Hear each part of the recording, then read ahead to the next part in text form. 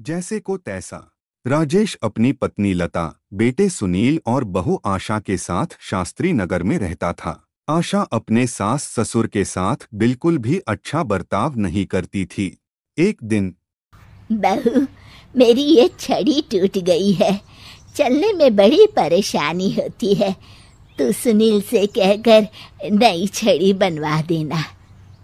सासू माँ, एक तो इतने खर्चे होते हैं और ऊपर से आपकी ये छड़ी खरीदने निकलेंगे तो 1-1.5 हज़ार से तो कम की तो आएगी नहीं। और वैसे भी आपको कहीं आना जाना तो होता नहीं।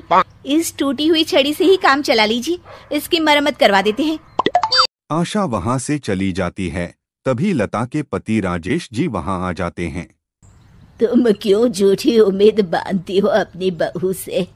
लता, इतने सालों में इसने कभी भी हमारा सम्मान नहीं किया, आज क्या करेगी? तभी वहां उनका पोता रोहित आ जाता है। दादी, ये देखो मैं आपके लिए क्या लाया हूँ। क्या बेटा? आपकी पुरानी छड़ी टूट गई थी ना, तो ये मैं अपनी कमाई से आपके लिए छड़ी लेकर आया हूँ। अब आप ये पुरानी छड़ी छोड़िए और ये वाली छड़ी हाथ में पकड़िए और ठाठ से चलिए। राजेश जी और लता जी एक दूसरे को देखकर मुस्कुराते हैं कि कम से कम उनका पोता तो उनका सम्मान करता है। एक दिन सुनील अपने पिता के पास आता है और कहता है, पिताजी, आपने हमारा पुराना वाला घर अभी तक क्यों रखा है? मैंने कितनी बार कहा है कि हमें वो घर बेच देना चाहिए, अच्छे दाम मिल जाएंगे। मैं भी तो कितनी बार कह चुका हूँ कि वो घर मेरे जीते जी नहीं बिक सकता। वो हमारा पुश्तैनी घर है। ओफो पिताजी, कब तक इन पुश्तैनी घर को संभाल के रखेंगे? अब छोड़ भी दीजिए मोह माया। आपके पूजा पाठ के दिन है, कहाँ आप एक घर के मोह में लगे हुए हैं। घर का मोह नहीं है बेटा, कुछ चंद यादें हैं, उनका मोह है। पर तुम ये बात नहीं समझोगे। आपसे तो बात करना ही बेकार है। लता जी और राजेश जी अपने बहू बेटे की इस दुर्व्यवहार से बहुत दुखी होते हैं। उनकी बहू बेटे उनके साथ दुश्मनों जैसा बर्ताव करते थे। एक दिन जब रोहित घर आया तो देखता है कि उसकी माँ आशा अपनी सास को भला बुरा कह रही होती है। आप दोनों ने तो हद कर रखी है, बस हर वक्त कोई ना कोई मांग रहती है आपकी। अरे बहू, मैंने तो बस इतना ही कहा कि तेरे ससुर जी को ठंडे पानी से नहाने में तकलीफ होती है, तो इनके लिए गर्म पानी कर दिया कर। अगर मेरे हाथ पांव चल रहे होते ना, तो मैं ही कर देती, तुझसे ना कहती। हाथ पांव तो अभी भी चलते हैं सासू माँ आपके, बस आप चलाती नहीं है। क्या मैं नहीं जानती कि ये सब नाटक है आपका, ताकि सारा काम मुझे ही करना पड़े। आशा वहां से चली जाती है और रोहित अपने दादी के साथ इतना दुर्व्यवहार होता देख गुस्से से तिलमिला जाता है। वो गुस्से में अपने माँ के पास जाता है। माँ, ये तुम किस तरह से दादी से बात करती हो? अरे तुझे नहीं पता बेटा, उनके तो 50 नाटक रहते हैं।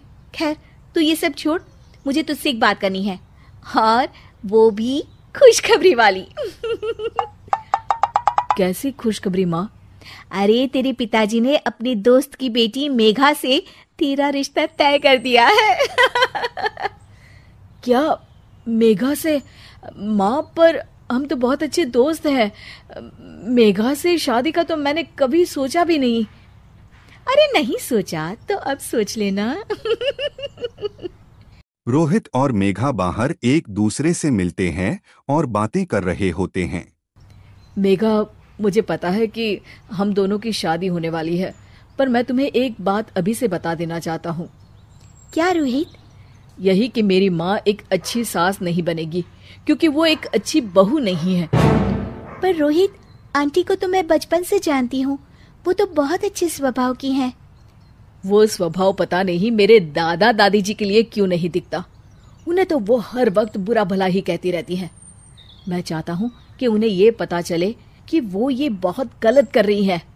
मैंने कुछ सोचा है जिससे माँ सही रास्ते पर आ सकती है।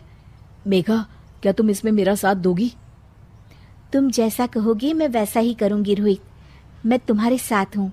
मेघा और रोहित दोनों की शादी हो जाती है और मेघा अब आशा की बहू बनकर उनके घर आती है। बहू, ये देख, मैंने तेरे लिए ये हार बनवाया है। ये भी कोई हार है?